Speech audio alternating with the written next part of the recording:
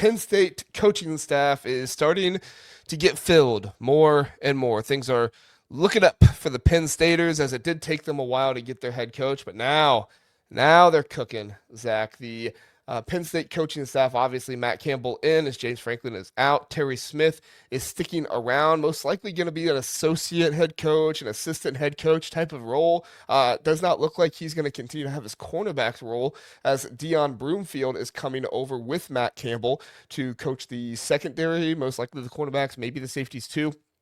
We'll see, but I think he's listed as a secondary coach right now, so most likely both.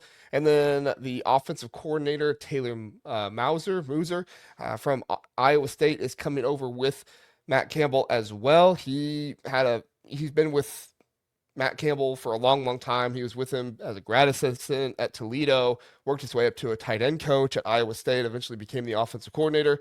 So a really long career with Matt Campbell, and really respect the way he's worked his way up. And then Ryan Clanton coming over, replacing Phil Trotwine as the offensive line coach. A number of big names are leaving Penn State. Andy Kotelnicki, he is not being retained, but he does sound like he's staying for the Pinstripe Bowl. Danny O'Brien, the quarterback coach, not being retained. Stan Drayton, the running back coach.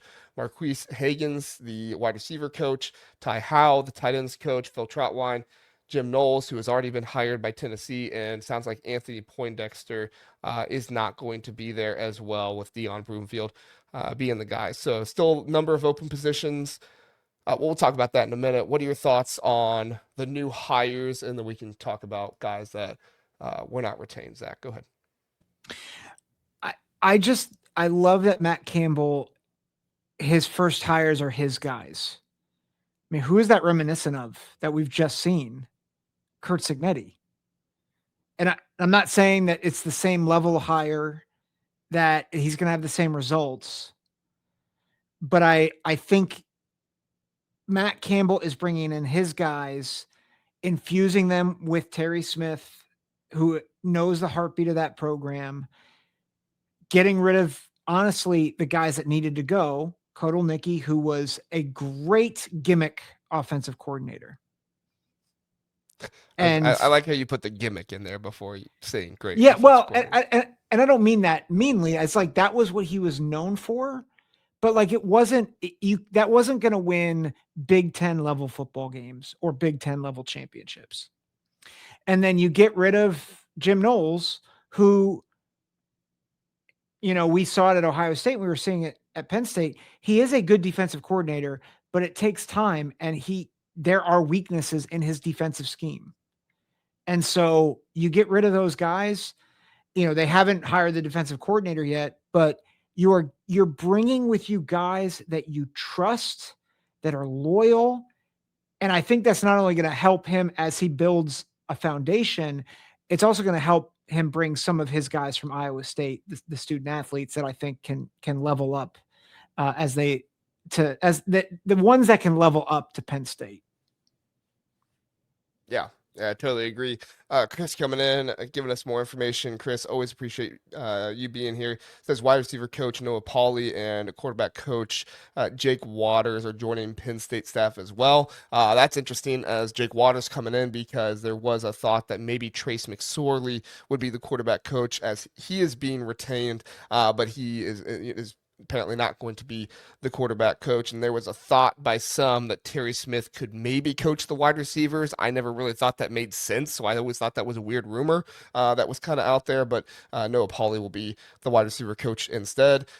Zach, the guys that are leaving, basically the entire staff. I mean, really the only position coach, coordinator that you're keeping around is Terry Smith, and it sounds like he's not even going to stay around on his position group with Do you like this move by Matt Campbell to kind of just clean house? Do you think that he should have kept around a few guys? I mean, to me, Stan Drayton would have been a great guy to keep around, but who knows what Stan Drayton was like and if he fits with, Matt Campbell all that much. But I mean, I don't think it's a bad thing to see a lot of these guys leave, because a lot of these guys, I think, were always kind of Franklin, I don't want to say henchmen, but Franklin dudes that I don't think we're going to be able to institute the structure and the culture of what Matt Campbell is bringing.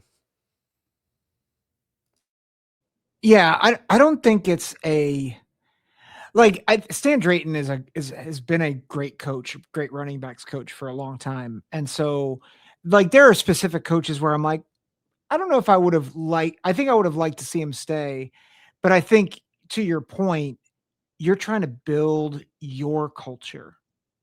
You're trying to build your foundation. And if anything's going to threaten that or keep it from being built and make players think, "Oh, we're going to keep certain things from the Franklin era." Like you kind of have to cut ties with it. Terry Smith is an exception because he is just a Penn State guy. He loves this program. He's been there for forever. All the other guys that like I wouldn't say this is going to sound terrible, but in a sense, they were mercenaries for hire to get Penn State to the national championship. Okay, like great. They don't need to be there anymore. Terry Smith loves that place.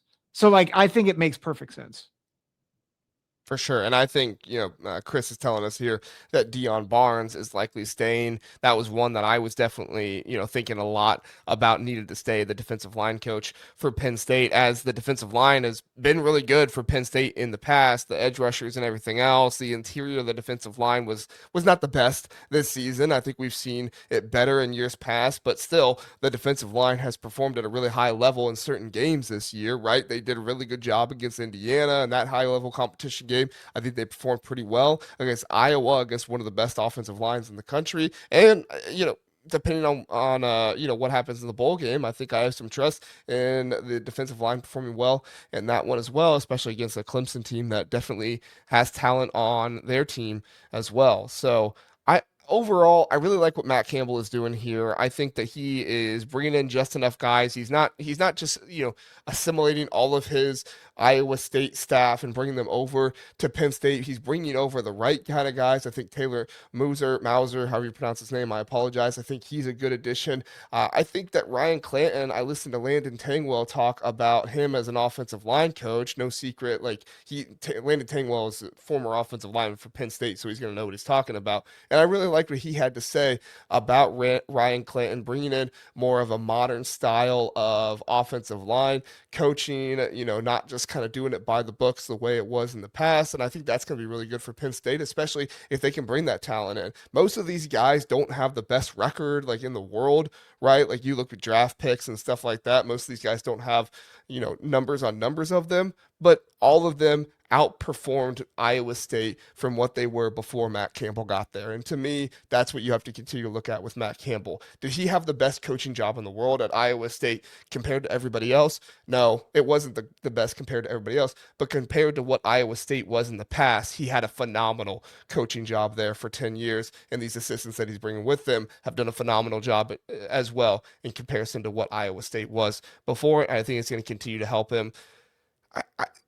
I don't really hate that there's not the big splashy hire, right? Like I think some Penn State fans might be like, okay, we're bringing these guys in, that's good, but we need a splashy hire. I don't think you need a super splashy hire because you trust Matt Campbell. I think that was one of the reasons why Pat Kraft wanted more of these splashy hires of Jim Knowles and Stan Drayton and some of these guys on James Franklin's staff. Because I don't know if Pat Kraft trusted James Franklin to make all these assistant coach hires. Matt Campbell's a vet. Matt Campbell has been around. He's going to be able to work guys up in his system, develop them as staff members, and he also has enough connections to be able to go out and say, yeah, I want that guy, and be able to make good hires, and I trust Matt Campbell to do that. Yeah, and did you mention that Dan Connor and Dion Barnes are former Penn State players? I mentioned Dion Barnes. I don't think I mentioned they're former Penn State players. Thank you. Yeah. Yeah. Well, I was going to say, yeah, Chris put it in the chat that Dan Connor and Dion Barnes, linebacker and defensive line coach, are probably going to stay. So again, more connections to Penn State, which I think, like, again, going back to our Ohio State roots, what has Ohio State been doing? They've gotten young, up and coming coaches that are former Ohio State players, Brian Hartline, James Laurinaitis, who are becoming stars in the profession, but they love their school. They're willing to stick around for a little bit. Hartline probably stuck around way more than he should have until he finally got the USF job. But I think to your point, and I think we're seeing this as a trend in coaching, is it's less about getting the best name and more about who you trust and building continuity on your staff. We're seeing it at Indiana. Like, that staff has been together for a long time. And it's the best staff in America right now. Ryan Day, when he went and hired Matt Patricia, like right now where everybody's praising it, nobody praised it when they hired Matt Patricia. Everybody was like, wait a minute, what? But he felt like he could trust him, and he's really fit in with the staff. We're seeing that, I think, all over. And I think that's becoming more and more the trend of successful coaches. I mean, we just talked about Jim Harbaugh. You know, we can talk about how nefarious things were, but like Jim Harbaugh had his guys, and he kept them around. He kept the same types of guys, and that led them to a lot of success. So I just think there's a wisdom in what Matt Campbell is doing, in that it's less about splashy hires and more about who are guys that will work, that will be effective, and that I can trust. Well, it's guys that I've already worked with. Yeah, I couldn't agree more. We'll look at some of the front office stuff here in just a second, but Dave has a very important question, and he gave us a super chat, so we want to bring it up. $2 super chat. Thank you, Dave. Says, who is better, Lemon Cookie fans or SEC fans? I can, in fact, say I would rather be married to a Lemon Cookie fan than an SEC fan. My wife is an Indiana fan, so that's good. But could not be married to an SEC fan. Zach, is that a no-go for you? Yeah, I don't know if it's a no-go, but it would definitely be a constant source of conflict. Mm-hmm. Yeah, it would be an that issue that I don't have to worry about. Yeah, it would be an issue at the wedding trying to write your vows. Like, I vow to always love you, but then in parentheses you're like, not the SEC, right? We must live in separate houses on Saturdays in the fall. Yeah, boy, that's really gonna get tough. All right, last thing, and we don't need to mention all the front office hires by name because most people don't know all the front office hires, but I will say I am very thankful that Matt Campbell is going out and making front office hires. He's getting an actual general manager, he's getting an assistant general manager who has been around the block. He was at Ohio State, he was player personnel at Cincinnati. He's making all of these hires behind the scenes that are not going to get a whole lot of love, but they are going to free Matt Campbell up to be all about ball. And that was one of the biggest issues with James Franklin, is he was not all about ball. He was about ball and he was about money, and he got himself way too close to the money. And I think that impacted some of his decision making and who he played and who he didn't play.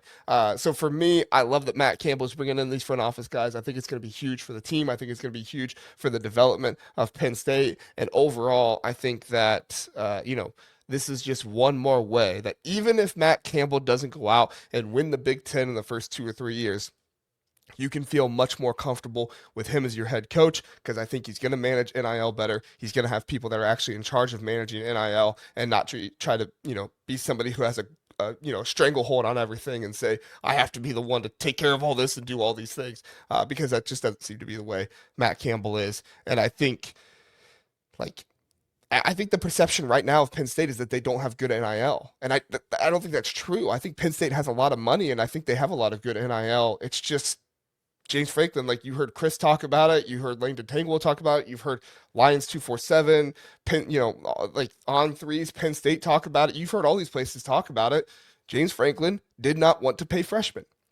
In this day and age of college football, you pay the players who play for you. Whether they're a freshman, a sophomore, a junior, a senior. It does not matter. You pay the players who are going to play for you. That's why Bryce Underwood got paid the way he did. That's why Ohio State has freshmen that make more money than some seniors. It's because if they're going to play for you, you need to do your evaluations beforehand, know who's going to be your guys, and not necessarily be stuck to it, but also be willing to, actually know who your guys are going to be, pay them, play them, and you know that moving forward. Agreed. And that's where continuity comes in, right? As you brought it up. So, yep. All right. Anything else on Penn State? I'm excited for him. That's my, I'm, if you told me, it's amazing how this program, I feel like, has resurrected from like the graveyard to, hey, this team could be like pretty good in the next year or two under Matt Campbell. Like I really believe that. Can I put you on the spot for a second? Go for it. Just complete out of the blue. We don't even know what the Penn State roster is going to be yet. Record this season, next season. What's the record going to be? I'll go conservative. I'll say 8-4. That's what I was going to say too. It was 8-4. Yeah, but their schedule is soft enough next year where you could see a dark horse playoff run. I do wonder if Matt Campbell needs to get used to the Big Ten at all, and if travel could impact things at all. But yeah, I'm being very conservative too. Seeing 8-4, but I could see him with that schedule going 10-2, 11-1. Yeah. So. Well, and remember, Matt Campbell, like the Big 12. The Big 12 is not a great conference now. But remember, just a couple years ago, they had heavyweights, real heavyweights in that conference. And which is not to say that it was the same level of the Big Ten, but the Big Ten didn't have Oregon, USC, UCLA, or Washington 2 years ago either. But they had Oklahoma, they had Texas, and they were upsetting those teams. And by the way, they've been pretty competitive with Iowa, and not that Iowa is an elite team in the Big Ten, but they know at least some Big Ten football, and they've been able to compete with Big Ten football. So it'll be interesting. I know what you mean. I would bet that he has less of a transition than Lincoln Riley does. That's a good point.